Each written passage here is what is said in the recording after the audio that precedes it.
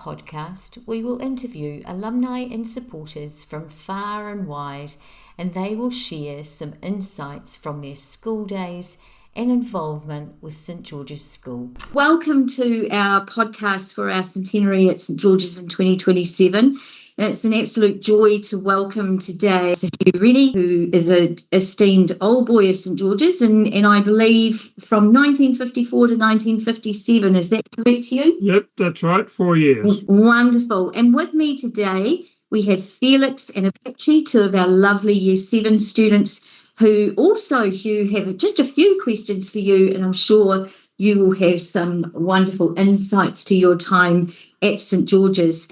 So Hugh is also going to be our centenary patron, which is a huge honour for St George's, having Hugh as the patron. So welcome, Hugh. Thank you. Oh, it's great to be with you today. So I'm going to hand over to Apache to ask the first question of you, Hugh. Hi, Apache. Hi. What traditions or events do you remember most fondly? 4 years. We had all sorts of things that happened in that time. One thing I do remember, which was only indirectly St George's, was 1954 was the 100th anniversary of Whanganui Collegiate, and we had an exciting day when we were able to go and participate as spectators in a large pageant which they staged to show the history of collegiate in 100 years. So that's one thing that comes to mind. Another thing that comes to mind in 1954 was that it was the first year that Whanganui had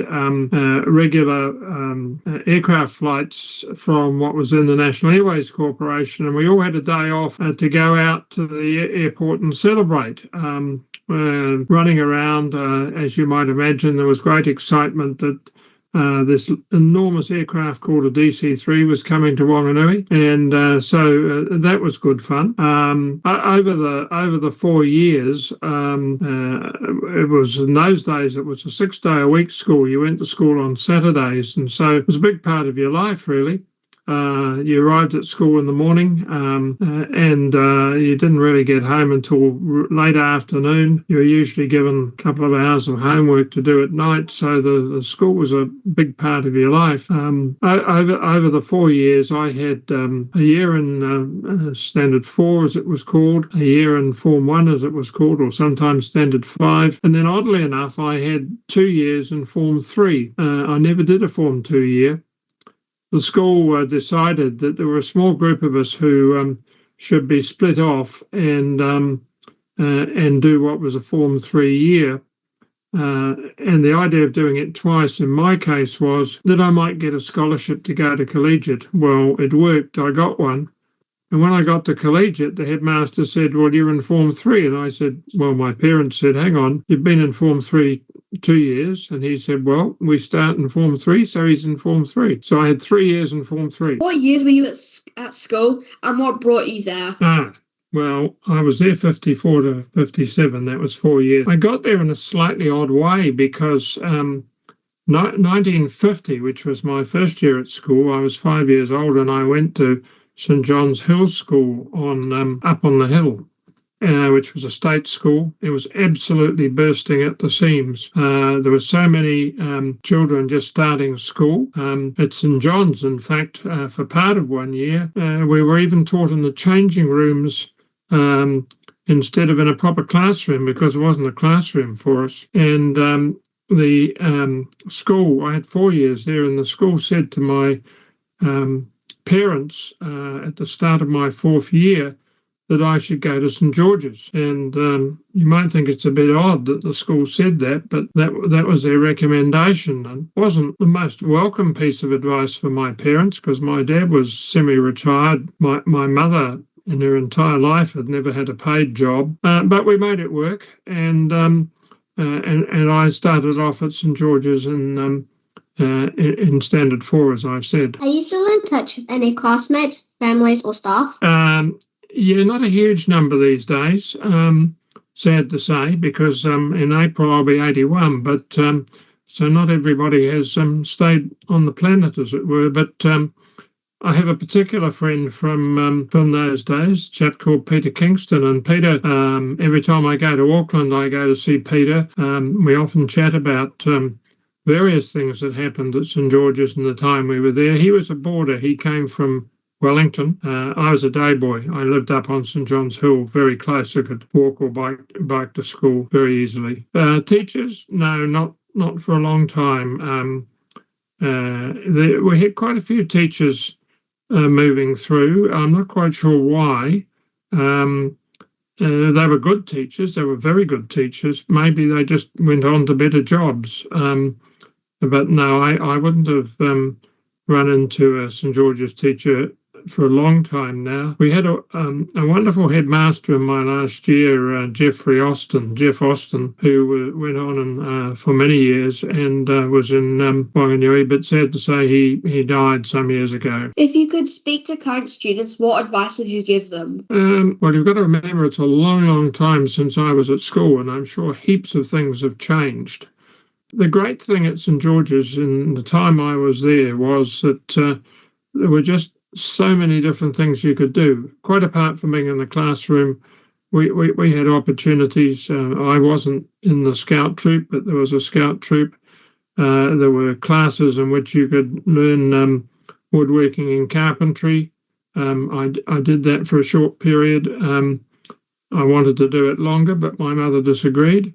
And in those days, you did what your mother told you. I'm not sure about that now. And there were a whole range of sporting activities. You know, we had tennis courts, we had swimming pool, all that sort of thing.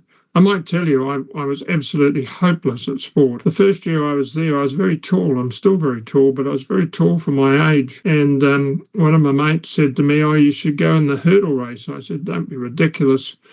I can't jump over a hurdle." And he said, "They are so low, you'll just step over them." But I thought they were pulling my leg, so I didn't go in. And when they set the hurdles up, I realised they were so low, I could have just stepped over them. So that's the nearest I ever got to doing anything in athletics. And then when I had the swimming sports, in my age, you actually, for the first heat, had to swim across the pool, not along the pool. And so I fell into the pool and pretty much was at the other side already. And so I got into the semi-finals for that, except it didn't occur to me that I got into the semi-finals and I didn't turn up for them. So that was the end of my swimming career. How do you think the school has changed over the years, and what has stayed the same? Well, it's definitely changed in many ways. I mean, for a start, you're now 5 days a week and you are co-educational. I mean, in our day, it was all boys, and probably I would think 70% of us, not including me, but 70% were boarders. They came from backcountry farms. They came from rural businesses. They lived through the whole school term. There were no mobile phones or anything like that in those days. You went to school, you stayed there for 10 or 11 weeks, and then you got on the train and went back. So the whole life was different. As you might imagine, one of the reasons for being a 6-day school was to keep all the boarders occupied. Now you've got also an awful lot of modern systems of learning and technology, access to information. We had a library, which was a good library, but in our classroom we had one blackboard that the teacher wrote on in chalk and nothing else in teaching equipment. I would think life at St George's is very different today, but I also think it's probably a whole lot better. Was there a song, motto, or saying that stuck with you? We had a school song which went something about Fides et audax, faithful and daring, long may this motto through life be our rule. I won't sing it to you because I can't sing and I can't remember any words after that, but we definitely had that. I don't remember anything else in particular. And we have the same school song to this day. Oh, good. So that's a lovely commonality. Very much in the way of ever actually singing it. We learnt it, but I don't actually really remember. We used to sing hymns because we'd have a little bit of church each day, and then we'd have occasional church services, one or two of them over at the collegiate school chapel, and there was always one or two hymns that we only sang at the end of each term when we were going home, and I thought it was quite funny, but they were always the ones that were sung the best. So Hugh, just from me, as we're entering the Centenary, which we're about to launch with the various events and activities that people will be able to sign up for throughout the year, next year, what are you most looking forward to about our Centenary coming up? For me, it'll be, even though I've lost touch with a number of people, I fully expect to run into a few people that I haven't seen for a long, long time. That's what I found in 2004 at the collegiate school, 150th celebrations.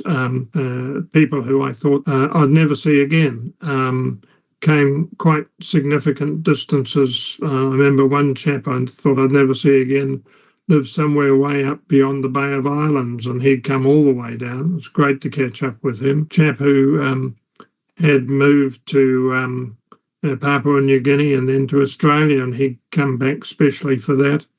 I'm confident that provided the message gets through, that there'll be opportunities to see those people.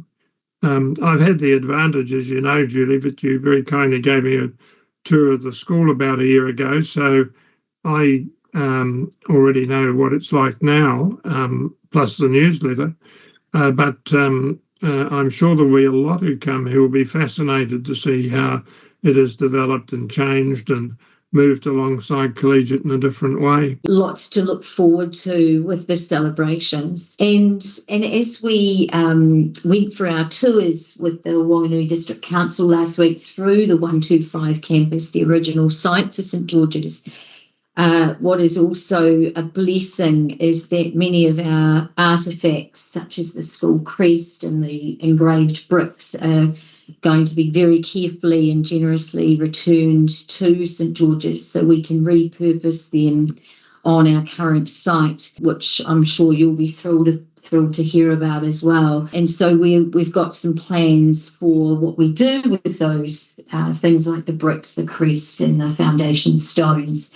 So I'll be keen to talk to you in depth about repurposing those as well. Well, that's a great thing, isn't it? Because, I mean, that sort of keeps the history and the tradition going, even though in many ways, I'm sure those buildings, it will have struck you that they were probably wonderful when they were built in 1927, 28, but probably quite difficult in some ways to teach in some of them these days. Plus, of course, the fact that not being a boarding school, the whole of the boarding dormitories and so forth would be a complete waste of space, I imagine. And quite large spaces. So, as you said, for teaching could be quite challenging for even the very best of teachers. Day boys were not allowed to go upstairs, so my entire life I've never been upstairs in that building. The rite of passage. Well, you know, they definitely said you knew you were a day boy or you knew you were a boarder. That was made very clear, and there were other little rules,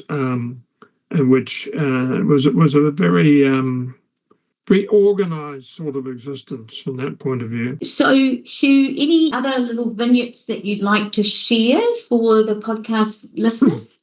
I was talking to my wife about this, and she said, well, you know, what were some of the funny things that happened? And I had to think for a moment because I greatly enjoyed my time at school, but funny things didn't come to mind. And then I said, I remember we were doing science one day and the music teacher came in and reported that she had broken her knitting needle and could we fix it for her? And we said enthusiastically, oh, yeah, we could do that. Instead of which we set fire to it and pretty much destroyed it.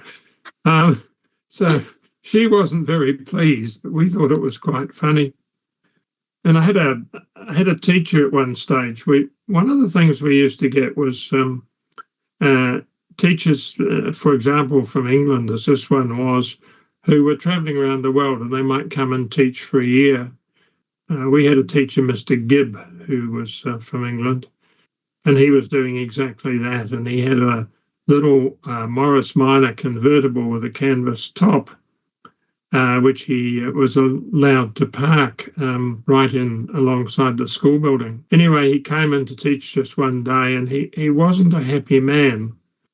And it turned out that one of the boarders in the boarding dormitory upstairs, for some obscure reason, had decided, I think after lights out, to carve something out of a bar of soap. And so he'd carved this happily away, and every bit that he carved off he'd thrown out the window. And it had all landed on Mr. Gibbs' car. And in the night it poured with rain, and the soap removed all the waterproofing from his canvas roof. And so he had a car with a hopeless roof and full of water. Well, we thought that was quite funny, but we had to be very quiet about it because he didn't think it was funny at all. So there were lots of little things. It was a fun place to be, and I haven't even mentioned the sport. I mean, I mightn't have been any good at athletics or swimming, but I was okay in rugby and cricket, and we had all these other opportunities with things like tennis and so forth.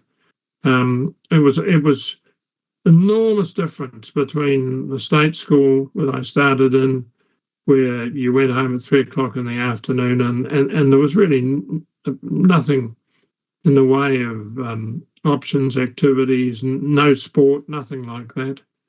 And St George's, which offered you so many different things. And that would be to this day that St George's offers a range of opportunities for our students, particularly in sports and cultural areas. I noticed in your newsletter that a lot of the children playing chess, and my standard 4 teacher, a chap called Bruce Marsick, was actually one of the leading chess champions in New Zealand in his day, and there's still a chess trophy named after him up in Auckland. And I thought, Bruce would be so thrilled because he arrived, tried to get us all interested in chess, found it quite hard, but we did get interested, and bought chess sets and played chess. And I mean, that was the sort of extra thing that you got out of the way the teachers got involved. It's so true, and still just lovely that we had the original chess ladder at St George's, and it's well looked at to see who is at the top of that ladder. Right. Yeah. Wonderful. It's still a great game. Very much so, and enjoyed by many of our current students and staff as well. Well, look, Hugh, it's been a joy to catch up today and hear from you, and thank you. Well, thanks for joining in, guys, and maybe I'll see you during the Centenary. Thanks. Thank you. I'm sure you'll get to meet Felix and Apache.